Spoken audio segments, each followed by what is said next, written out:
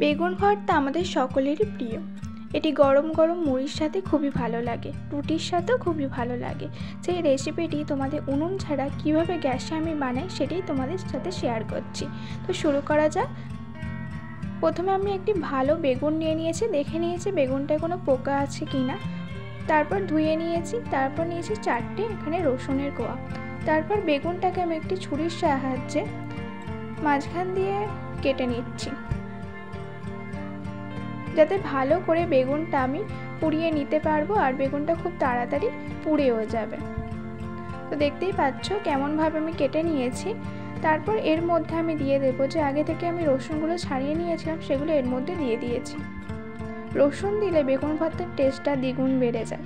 গ্যাসের ফ্লেমটা খুবই অল্প রেখে হাতে টাইম নিয়ে বেগুনটাকে খুব ভালোভাবে পুড়িয়ে নিতে হবে। বেগুনটাকে কাটার কারণে বেগুনটা খুব তাড়াতাড়ি পুড়ে যাবে। আর এর মধ্যে যে রসুনগুলো আছে সেটিও খুব সুন্দরভাবে পুড়ে যাবে।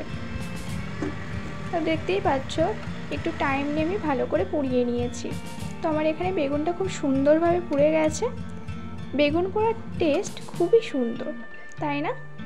তারপর আমি এখানে একটি শুকনো লঙ্কা পুড়িয়ে নিচ্ছি। শুকনো লঙ্কা পুড়িয়ে দিলে বেগুন ভর্তার টেস্টটা খুবই সুন্দর হয়। তো আমি এখানে কিছুটা পেঁয়াজ কুচিয়ে রেখেছি।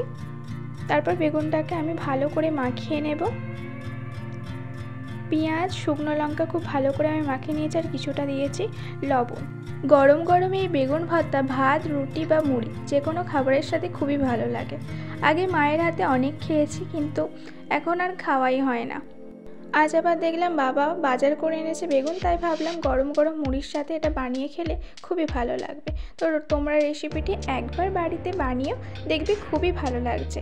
তো রেসিপিটি কেমন লাগলো? আশা করি রেসিপিটি তোমাদের ভালো লেগেছে, আর ভালো লাগলে অবশ্যই লাইক, কমেন্ট আর নতুন হলে সাবস্ক্রাইব করে আমার পাশে থেকে। টাটা।